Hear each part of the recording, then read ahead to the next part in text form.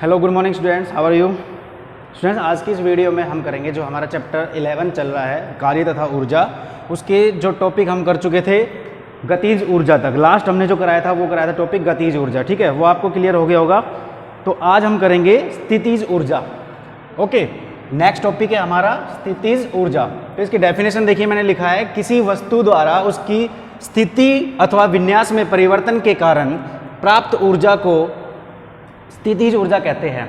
यानी कि अगर कोई वस्तु है हमारे पास, वो अपनी स्थिति में अगर चेंज करती है, यानी कि उसकी स्थिति में कोई चेंज हो जाता है या उसकी विन्यास में चेंज हो जाता है, उसकी शेप में चेंज होता है, तो उसके कारण जो उस परिवर्तन के कारण जो वो ऊर्जा प्राप्त करती है, उसी ऊर्जा को हम क्या बोलते हैं? स्थितिज ऊर्जा। जैसे फॉर एग्जांपल रबड़ होता है हमारा, रबड़ को हम खींचते हैं, है ना। रबड़ के रिंग को आपने खींचा होगा कई बार। जैसे ही उसको खींचते हैं तो उसको खींचने के लिए हमें क्या करना पड़ता है? थोड़ा सा कार्य करना पड़ता है, ठीक है। उस कार्य के कारण उसमें क्या हो जाती है? ऊर्जा। उस कार्य के कारण उस रबड़ में जो ऊर्जा हमारी उपार्जित होती है, उस ऊर्जा को बोलते हैं स्थितिज ऊर्जा, है ना। क्यों होती है वो ऊर्जा उपार्जित? क्योंकि हम उस कोई भी काम करने के लिए में जो हम कार्य कर रहे हैं, मतलब उसको खींचने के लिए जो कार्य कर रहे हैं, उस कार्य के कारण उसमें क्या उपार्जित हो जाती है? ऊर्जा, ठीक है। फॉर एग्जांपल दूसरा है, मान लो एक स्प्रिंग होता है, जैसे स्लिंकी बोलते हैं हिंदी में उसे। मान लो एक स्प्रिंग है, उसको आप क्या करते हो? खींचते हो।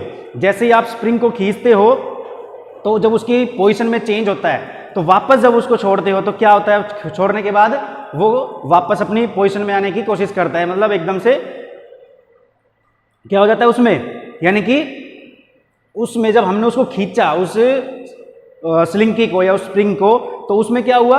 ऊर्जा उपार्जित हो गई। ऊर्जा उपार्जित किस लिए हुई? क्योंकि उसको खींचने के लिए हमें क्या करना पड़ा? कार्य करना पड़ा। तो जब उसको हम उस स्प्रिंग को कह लो या रबड़ को ले लो आप एग्जांपल, तो जब भी उसे खींचते हो तो आपको कार्य करना पड़ता है, जिस कार्य के कारण उसमें क्या उपार्जित हो जाती है? ऊर्जा। और उसी ऊर्जा को हम बोलते हैं स्थितिज ऊर्जा। ओके, तो स्थितिज ऊर्जा की डेफिनेशन यही है कि जब भी हम किसी वस्तु को उसकी पोजीशन में चेंज करते हैं, किसी वस्तु की स्थिति अथवा उसके विन्यास में जब परिवर्तन होता है, तो उस परिवर्तन के कारण जो ऊर्जा उसमें उपार्जित होती है, वही हमारी क्या कहलाती है? स्थितिज ऊर्जा। देखिए इसका एक एग्जांपल और बताता हूं मैं। जब आपने कई बार देखा होगा धनुष का, जब हम धनुष से अब तीर चलाते हैं, तो जो उसका स्प्रिंग लगा होता है धनुष का, जब उस पर हम तीर लगा के उसको पहले तो खींचते हैं ना। जैसे ही हमने उसको खींचा तो उसको खींचने के लिए क्या करना पड़ा? हमें कार्य करना पड़ा, जिस कार्य के कारण उस स्प्रिंग में क्या हो गया? ऊर्जा उपार्जित हो गई, है ना। तो वो जो ऊर्जा थी वो थी स्थितिज ऊर्जा। और वापस जब हमने उसको छोड़ा तो वो किस पे? तीर पे वो ऊर्जा किस में कन्वर्ट हो गई? तीर के लिए गतिज ऊर्जा में, जिसके कारण तीर हमारा क्या करता था? गति करता है, ठीक है। चलिए, तो ये तो थी स्थितिज ऊर्जा की डेफिनेशन। अब चलिए हम बात करते हैं ऊंचाई पर वस्तु की स्थितिज ऊर्जा। अगर हम ऊंचाई के केस में बात करें तो स्थितिज ऊर्जा क्या होती है? देखिए मैंने लिखा है W = mgh। इसका मतलब है W का यहाँ पे क्या मीनिंग है? कार्य। तो देखिए जब भी अगर कोई वस्तु है हमारे पास, मान लो हमारे पास क्या है कि वस्तु है जिसको हम क्या करते हैं? एक ऊंचाई तक उठाते हैं, और जो वस्तु है उसका द्रव्यमान मान लो कितना है? m। एक m द्रव्यमान की वस्तु है, ठीक है, उसको हम h ऊंचाई तक उठाते हैं। कितनी ऊंचाई तक उठाते हैं? h ऊंचाई तक। ओके, चलिए, तो जब वस्तु को, मान लो ये वस्तु है मेरे पास, मैं उसको h ऊंचाई तक उठाता हूं, तो ये जो वस्तु है इसका जो भार है, ठीक है, मतलब मुझे इसको उठाने के लिए कितना बल लगाना पड़ेगा? मुझे जो बल लगाना पड़ेगा F, वो कितना होगा? mg। उसकी जो वैल्यू होगी वो कितनी होगी? mg, यानी कि इस वस्तु के भार के बराबर या इससे ज्यादा। मतलब मुझे इस वस्तु को उठाने के लिए कितना बल लगाना पड़ेगा? इस वस्तु के बराबर या इससे ज्यादा, तभी मैं इसको उठा पाऊंगा, है ना। तो इस पे मुझे बल कितना लगाना पड़ा? mg, यानी कि इस वस्तु के भार के बराबर, ठीक है। तो m क्या है? उसका द्रव्यमान है। तो चलिए, तो मुझे उस पर कितना कार्य करना पड़ा? mgh। क्यों? क्योंकि मुझे उसको कितनी ऊंचाई तक उठाना है? h ऊंचाई तक। कितनी ऊंचाई तक? h ऊंचाई तक। और उसको ऊपर कितना बल लगाना पड़ रहा है मुझे? mg। तो और कितनी ऊंचाई तक? h ऊंचाई तक। तो टोटल जो हमने इस पे कार्य किया वर्क, वो कितना हो गया? mgh। ओके, यानी कि लगाया गया बल और विस्थापन। h उसका क्या है? विस्थापन, जितनी ऊंचाई तक हमने उसको उठाया है, ठीक है। तो ये हो गया हमारा उस पे किया गया कार्य, जो कि क्या है? mgh। तो चलिए फिर मैंने नेक्स्ट लाइन में लिखा है स्थितिज ऊर्जा is equal to EP. EP P मतलब होता है पोटेंशियल, पोटेंशियल एनर्जी। कौन सी एनर्जी? पोटेंशियल एनर्जी मतलब स्थितिज ऊर्जा। वो किसके बराबर? मैंने उसको mgh के बराबर ही दिखाया है। क्यों? क्योंकि किसी भी वस्तु के ऊपर किया गया कार्य, यानी कि किसी वस्तु पर किया गया कार्य किसके बराबर है? mgh के बराबर है ना। तो इसलिए वस्तु की जो mgh जो इकाई के बराबर जो कार्य ऊर्जा है वो जो उपार्जित हुई है इस कार्य को करने में, अभी मैंने आपको बताया था किसी को अगर हम वस्तु जैसे खींच रहे थे तो उस पर कार्य कर रहे थे और उस कार्य के कारण जो ऊर्जा उपार्जित हो रही थी उसे ही हम क्या कह रहे थे? स्थितिज ऊर्जा। तो इस वस्तु को मैंने जब ऊपर h ऊंचाई तक उठाया तो इसको उठाने के लिए मुझे कितना कार्य करना पड़ा? mgh। तो यानी कि उस कार्य के बराबर ही हमारी ऊर्जा उपार्जित होगी। तो जो ऊर्जा उपार्जित होगी उसका वैल्यू क्या होगा? mgh, यानी किसके बराबर? सॉरी, उसके ऊपर किए गए कार्य के बराबर। तो ठीक है, तो ऊंचाई के केस में हमारी जो स्थितिज ऊर्जा है वो क्या हो जाती है? mgh। ओके, उसके बाद आता है आपका नेक्स्ट शक्ति। तो देखिए शक्ति का मतलब क्या है? शक्ति किसको बोलते हैं? जो हमारी कार्य करने की जो दर होती है वो क्या होती है? शक्ति। मान लो जैसे बात करते हैं, अगर दो गाड़ियां हैं, एक गाड़ी हमारी तेज चल रही है, दूसरी हमारी धीरे चलती है, ठीक है। आपकी बुक में कुछ एग्जाम्पल दिए, वो आप सब एक बार रीड कर लेना, मैं आपको बता देता हूं। वैसे जो शक्ति होता है वो क्या होता है? ऊर्जा, हमारी कार्य करने की दर, यानी कि उसे क्या बोलते हैं?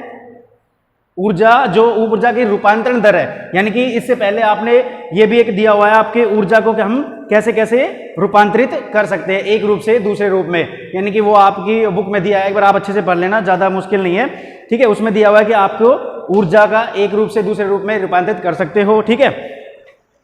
चलिए उसके बाद में हम बता रहे थे जो शक्ति है वो क्या होती है? कार्य करने की दर, जिसको हम मेजर करते हैं P से। P इज द पावर, यानी कि शक्ति जिसको हम मेजर करते हैं W/T लिखा हुआ है मैंने। कार्य W क्या है? हमारा किया गया कार्य, और समय यानी कि कितने समय में अगर कोई वस्तु किसी एक निश्चित समय में जो कार्य करती है, अगर उसको हम लिखे कार्य जो किया गया है कि उस समय में, वो होता है हमारा शक्ति। तो ठीक है, शक्ति का जो मात्रक है वो क्या होता है? वाट। शक्ति का जो हमारा मात्रक दिया हुआ है वो कितना है? वाट। और एक वाट किसके बराबर होता है? 1 जूल पर सेकंड। ये 1 जूल पर सेकंड मतलब क्या है? मतलब 1 जूल कार्य करने के लिए, मतलब 1 सेकंड में हमने कितना कार्य किया? 1 जूल। तो वो हो गया हमारा कितना? 1 वाट। 1 वाट की जो वैल्यू है वो है 1 जूल पर सेकंड। मतलब 1 वाट का मीनिंग ये हुआ, अगर कोई वस्तु 1 सेकंड में 1 जूल कार्य करती है तो वो उसकी शक्ति कितनी है? 1 वाट। क्या है? 1 वाट, ठीक है। तो 1 वाट, और ऐसे ही अगर इसको किलोवाट में कन्वर्ट करें तो 1 किलोवाट कितने के बराबर होगा? 1 किलोवाट हो जाएगा हमारा 1000 वाट के इक्वल। ओके, तो ये है ऊर्जा के कुछ मात्रक, ठीक है। और एक ऊर्जा का व्यवसायिक मात्रक, लास्ट टॉपिक आपका दिया हुआ है, ऊर्जा का व्यवसायिक मात्रक, यानी कि उसका मीनिंग क्या है वो समझ लो। अगर जैसे हम ऊर्जा के मात्रक की बात कर रहे थे तो सबसे छोटा जो मात्रक है ऊर्जा का वो क्या होता है? हमने पहले बताया था इस वीडियो में, जूल। ऊर्जा का सबसे छोटा मात्रक कौन सा होता है? जूल। लेकिन बड़े पैमाने पे अगर हम ऊर्जा के अगर मात्रक की बात करें तो हम उसको जूल में मेजर नहीं कर सकते, तो उसको हमें क्या करना पड़ेगा? जो सबसे उसका व्यवसायिक मात्रक है वो है हमारा kWh। क्या है? kWh मतलब किलोवाट घंटा, ठीक है। तो इसका मीनिंग क्या है वो समझ लो। मान लीजिए हमारे पास एक मशीन है जो 1 सेकंड में 1 जूल कार्य ऊर्जा उपयोग में लाती है। मतलब 1 सेकंड में कितनी ऊर्जा खर्च करती है? 1000 जूल। ओके, तो यदि इस मशीन को लगातार 1 घंटे तक काम किया जाए, इस मशीन से कितने घंटे काम किया जाए? 1 घंटे, तो यह कितनी लेगी? 1 किलोवाट घंटा ऊर्जा व्यय करेगी। अगर एक मशीन है जो 1 सेकंड में कितनी ऊर्जा लगाती है? 1000 जूल, तो 1 घंटे में कितनी लेगी? 1 किलोवाट घंटा। ओके, 1 किलोवाट हो गया।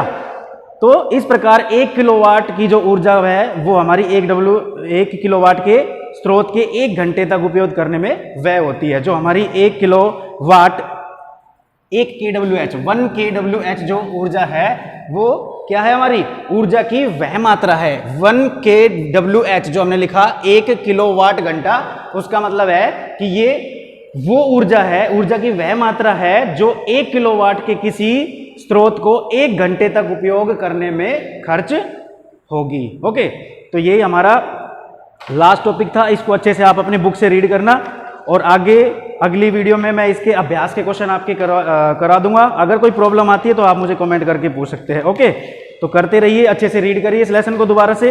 Have a nice day, thank you, bye bye.